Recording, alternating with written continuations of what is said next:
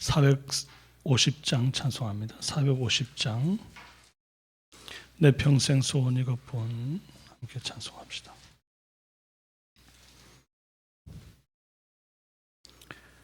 내 평생 소원 이것뿐 주의 일하다가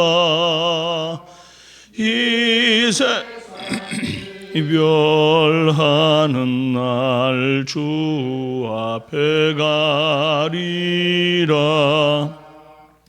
꿈같이 헛된 세상 일 취할 것 무엇냐. 이 수고함만 하여도 된 것뿐일세. 불같은 시험 많으나 겁내지 맙시다. 구주의 권능 크시니 기고 남겠네. 금보다 귀한 믿음은 참 법에 되도다. 이 진리 믿는 사람들 다 복을 받겠네. 살같이 빠른 광음을 주 위에 아끼세. 온 몸과 마음을 바치고 힘써서 일하세.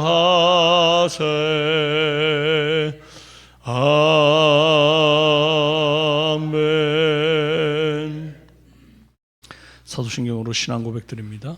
나는 전능하신 아버지 하나님 전지의 창조주를 믿습니다. 나는 그의 유일하신 아들 우리 주 예수 그리스도를 믿습니다. 그는 성령으로 잉태되어 동정녀 마리아에게서 나시고 본디오 빌라도에게 고난을 받아 십자가에 못 박혀 죽으시고 장사된 지 사흘 만에 죽은 자 가운데서 다시 살아나셨습니다. 전능하신 아버지 하나님 우편에 앉아 계시다가 거기로부터 살아있는 자와 죽은 자를 심판하러 오십니다. 나는 성령을 믿으며 거룩한 공교회와 성도의 교제와 죄를 용서받는 것과 몸의 부활과 영생을 믿습니다. 아멘. 오늘 우리에게 주신 하나님의 말씀은 요한복음 13장 31절에서 38절입니다.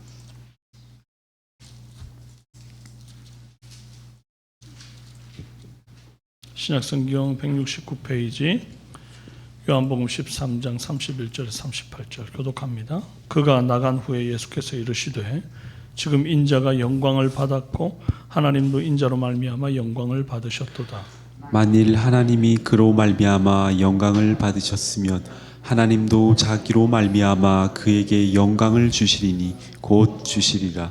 작은 자들아 내가 아직 잠시 너희와 함께 있겠노라. 너희가 나를 찾을 것이나 일찍이 내가 유대인들에게 너희는 내가 가는 곳에 올 수 없다고 말한 것과 같이 지금 너희에게도 이르노라. 새 계명을 너희에게 주노니 서로 사랑하라. 내가 너희를 사랑한 것 같이 너희도 서로 사랑하라. 너희가 서로 사랑하면 이로써 모든 사람이 너희가 내 제자인 줄 알리라. 시몬 베드로가 이르되 주여 어디로 가시나이까? 예수께서 대답하시되 내가 가는 곳에 내가 지금은 따라올 수 없으나 후에는 따라오리라. 베드로가 이르되 주여 내가 지금은 어찌하여 따라갈 수 없나이까? 주를 위하여 내 목숨을 버리겠나이다. 예수께서 대답하시되 네가 나를 위하여 내 목숨을 버리겠느냐? 내가 진실로 진실로 너희에게 이르노니 다 굴기 전에 내가 세 번 나를 부인하리라. 아멘. 오늘 죽으심과 새 계명이라는 제목으로 함께 은혜 나눕니다. 빛이 가장 밝을 때가 언제겠습니까? 가장 어두울 때일 겁니다. 오늘 본문은 유다가 예수님 팔기 위해 밖으로 나간 직후에 일어나는 일입니다. 배신과 음모, 죽음의 그림자가 짙게 깔린 그 순간에 예수님이 영광을 선포해요. 그리고 사랑을 유언처럼 남기시는 본문입니다. 교회에서가 아니면 우리가 영광이라는 단어를 참 들어보기가 어려운 세상이지요. 어디에서 들어봅니까? 주로 이제 연말 시상식 할 때에 그때 이제 입상을 하신 그런 연예계 그런 계시는 분들이 트로피 받을 때 주로 하는 말이에요. 하나님께 영광을 드립니다. 아니면 뭐 저를 지금까지 믿어주고 후원해 주신 부모님께 영광 드립니다.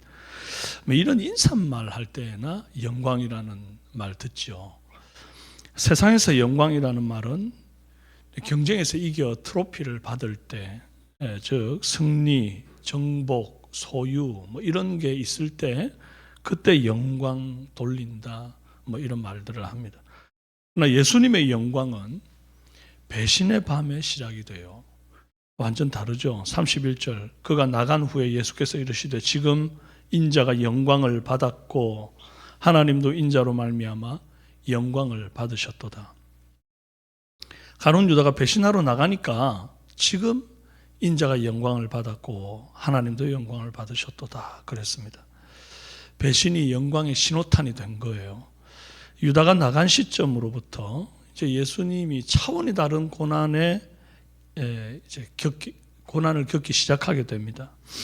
그러므로 인간적으로는 비극의 시작이 바로 이 유다가 나간 시점이겠는데 구속사적으로 볼 때는 십자가라는 영광의 시계바늘이 돌아가기 시작한 순간이에요.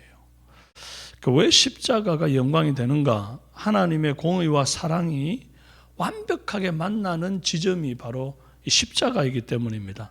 십자가 없는 죄 용서의 사랑은 공의가 빠진 반쪽짜리 사랑에 지나지 않습니다. 반면에 십자가의 대가지불과 용서가 없는 공의는 이 사랑이 빠진 엄하고 무서운 심판의 하나님만 남지요. 그렇기 때문에 십자가는 사랑과 공의를 동시에 만족시키는 영광의 지점이에요. 그래서 그 십자가를 통과할 때에 주님의 구원 계획이 완성되는 영광을 보는 겁니다. 이래서 예수님의 영광은 십자가의 영광이고 이 영광의 신호탄이 배신이다, 고난이다, 이제 그렇게 보는 거예요. 오늘 예수님을 주님으로 모신 저와 여러분의 영광도 다시 생각해 봐야 한다 이 말입니다. 지금 고난 중에 계신 분들 있을 겁니다. 세상은 이제 그런 경우에 실패다, 뭐 여러 가지 어떤 좋지 않은 표현으로 부를 수 있겠지만은 하나님은 여러분이 십자가는 지는 심정으로 그 고난을 통과할 때에 영광을 받으신다는 사실을 꼭 기억하시기를 바랍니다. 그리고 하나님은 당신을 위해 낮아진 자를 반드시 높여주신다 약속하십니다. 32절 만일 하나님이 그로 말미암아 영광을 받으셨으면 하나님도 자기로 말미암아 그에게 영광을 주시리니 곧 주시리라. 이 말은 예수님이 십자가 낮아지심으로 이 하나님이 보내신 사명을 완수해서 공의와 사랑을 만족시켜 십자가 위에서 영광을 돌리면 하나님만 영광 받고 예수님은 그럼 그렇게 영광만 돌리고 당신은 십자가에서 죽고 끝이 나느냐? 그게 아니다 이 말입니다. 하나님도 그에게 영광을 주시리니 곧 주시리라. 이 말은 예수님을 그 죽음에서 부활시키시고 하늘 보좌 우편에 앉히시고 모든 무릎을 예수의 이름에 꿇게 하시는 더 없는 영광을 하나님이 또 예수님께 주시겠다 그 말입니다. 그러므로 이게 이제 우리에게도 동일하게 적용되는 거죠. 고난 당하시는 분들은 꼭 기억하십시오. 우리가 고난을 순종으로 잘 통과하여 주께 영광을 돌리면 주님만 영광 받고 우리는 정말 지지리궁상 그렇게 끝나는 게 아니다 그 말입니다. 머지않은 장래 곧 여러분의 삶에 주님이 예수님을 부활 영광으로 또 하늘 보좌 위에 승귀의 영광으로 이렇게 허락하신 것처럼 우리를 때가 되면 높이시는 줄로 믿으시기를 바랍니다. 사람들은 보통 자기가 당하는 고난이 크면 클수록 이 남들을 돌아보기가 참 힘듭니다. 내 코가 석자인데 누굴 돌아보냐. 그런데 예수님은 당신이 당할 큰 고난이 지금 눈앞에 있는데 제자들을 위하십니다. 이것이 예수님 사랑이죠. 33절, 작은 자들아 내가 아직 잠시 너희와 함께 있겠노라. 여기에 목자의 심정이 담겨 있습니다. 십자가를 앞둔 순간이잖아요. 예수님의 관심이 지금 이제 가룟 유다가 배신하고 자기를 죽일 그런 상황 속에 있는데 오롯이 내 몸 하나 걱정하는 것도 쉽지 않은 그 시간에 당신은 스스로를 걱정하는 것이 아니고 오히려 작은 자들아 이 제자들을 걱정하더라는 겁니다. 그러면서 예수님 유언과도 같은 말씀을 34, 35절에 남깁니다. 새 계명을 너희에게 주노니 서로 사랑하라. 내가 너희를 사랑한 것 같이 너희도 서로 사랑하라. 너희가 서로 사랑하면 이로써 모든 사람이 너희가 내 제자인 줄 알리라. 주님은 죄악으로 더럽혀진 인류를 구원하기 위해서 이스라엘을 선민으로 택하시고 그들을 구약 구속사의 통로로 이렇게 삼으셨습니다. 그리고 그들이 하나님의 택하신 백성으로서 하나님과 교제하며 살 수 있도록 십계명이라는 그 하나님의 백성이 반드시 지켜야 할 계명을 주셨어요.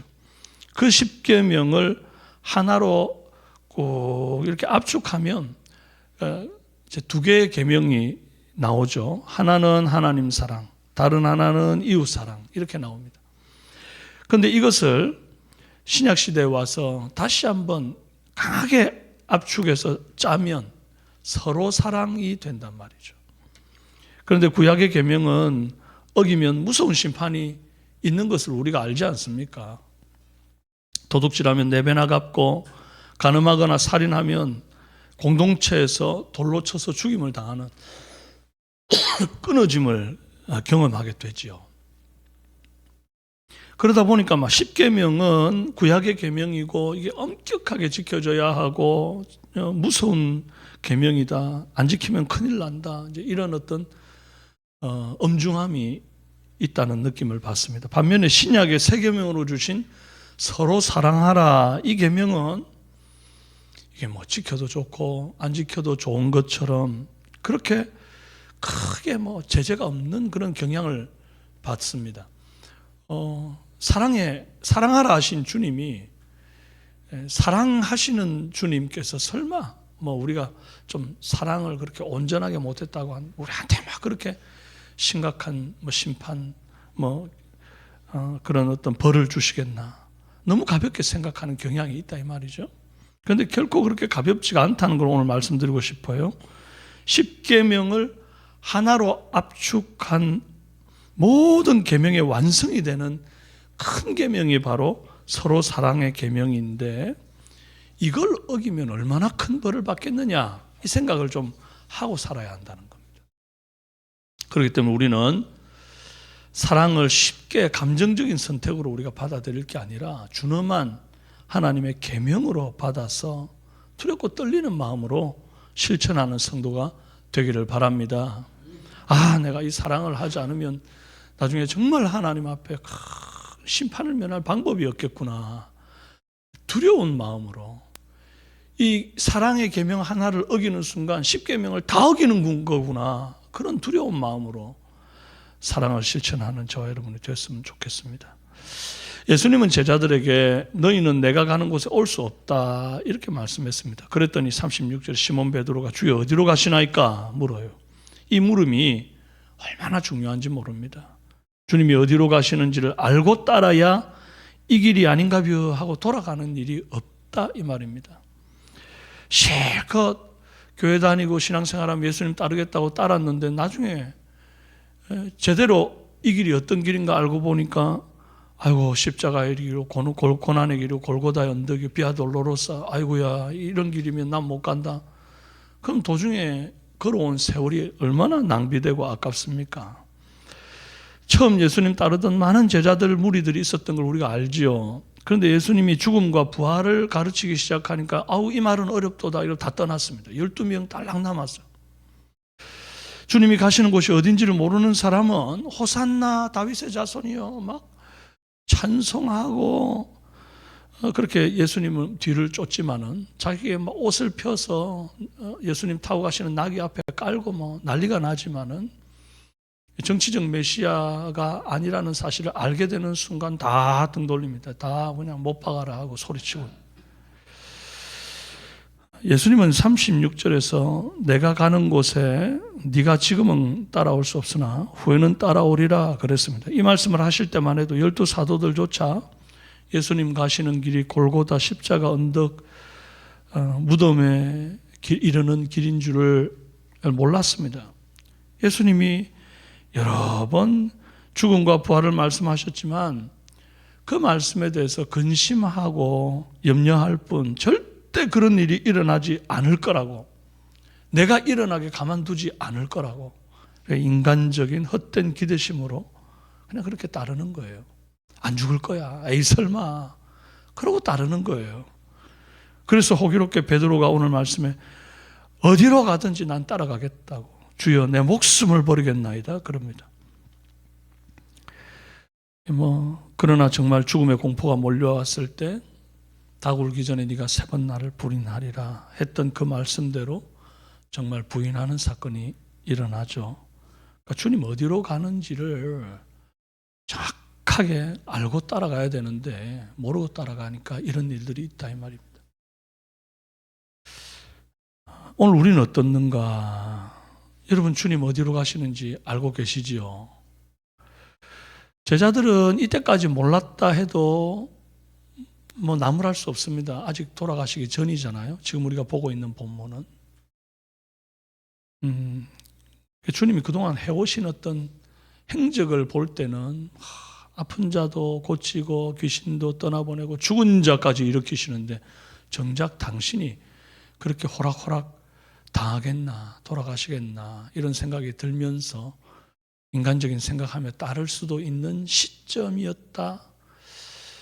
아직 성령이 오시기 전이기도 했고 여러 가지로 생각할 수 있죠. 그런데 우리는 핑계댈 수 없습니다. 우리는 이미 예수님이 어떤 길을 걸어갔는지 이렇게 다 보고, 성경으로 다 보고 있는 시대. 그리고 우리는 그 당시 제자들에게 임하지 않았던 오순절 성령의 역사가 이미 우리에게 이미 왔고, 성령은 우리 안에 이미 내주하여 계시고, 성령께서 예수님이 어떤 일을 하신 분이신지, 무엇을 위해 그 일을 하신 분이신지, 또 이 길을 걷는 자가 어떤 영광을 받는지도 다 알려주셨습니다. 이 길을 내팽개치고 도망가는 자는 또 어떤 일에 이르는지 우리 다 알려줬습니다. 우리는 핑계를 못합니다. 베드로의 질문, 예수님 어디로 가십니까? 이 말을 우리도 늘 하면서 쫓아야 합니다. 그리고 어디로 가십니까? 우리는 알고 있으니 핑계하지 말고 따라가는 은혜 있기를 바랍니다. 십자가의 영광 없이는 주님의 제자가 될 수 없음을 우리는 알고 있습니다. 주님을 따르는 길의 최종 골에는 영광의 면류관이 있고 또 영생의 꽃길이 있겠으나 적어도 이 땅에서 순례길을 가는 동안은 비아 돌로로사의 길이고 십자가의 길이고 고난의 길인 것을 알고 따라가는 저와 여러분 되기를 바랍니다.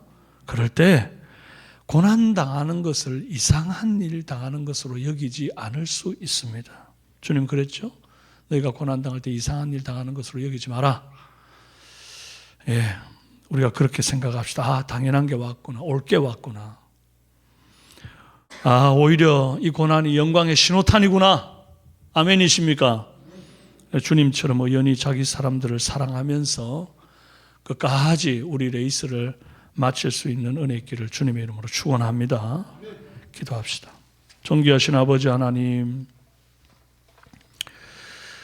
이 땅 사는 날 동안 고난이 없을 수 없다는 사실을 우리가 알며 따르게 하옵소서. 고난이 있고 또 배신이 있을 때에 어찌 이런 일들이 내게 있을 수 있냐고, 내가 하나님을 믿고 기도하는 삶인데 어떻게 이럴 수 있느냐 따질 것이 아니고, 이제야 비로소 나를 통해 하나님이 영광을 받으시려나 보다. 그리 받을 수 있는 은혜 있게 하여 주옵소서. 예수님도 걸어가신 길 나도 가야 내가 제자인 줄 세상이 알겠다 하신 그 말씀을 기억하며 따르는 은혜가 오늘 이 새벽에 주 앞에 나와 있는 귀한 하나님의 백성들 속에 있게 도와 주시옵소서. 함께 하심을 믿습니다. 오늘도 이 하루 직장 속에서 승리하는 은혜 있게 하시고 어디를 가든지 그리스도의 향기가 사랑하는 성도들의 삶을 통해 말과 행동을 통해 드러나도록 역사하여 주옵소서. 예수님의 존귀하신 이름으로 기도합니다. 아멘. 오늘 수요일 기도 제목으로 함께 기도합시다. 성도들의 가정과 직장을 위해서 기도해 주시기를 바라고, 가정마다 하나님의 은혜와 성령의 기름 부으심이 있도록, 또 성도들의 직장과 생업에 번창을 주시고 직장 속에 그리스도인으로 승리하는 성도가 되도록 기도해 주십시오. 환우들의 치유와 회복을 위해서, 수요예배 활성화와 말씀 전하는 설교자를 위해서, 또 오늘 엘림 행복학교가 있습니다. 엘림 행복학교에 오시는 여러분들이 강건하시도록, 그리고 목요전도, 또 금요 찬양기도회, 성경연구원 사역, 이 모든 사역 위에 하나님의 성령께서 바람같이 불같이 역사해 달라고 여러분 기도해 주시기를 바랍니다. 그리고 여러분의 개인의 기도를 드리시다가 자유롭게 돌아가시길 바랍니다. 주여 한번 부르짖고 기도합시다. 주여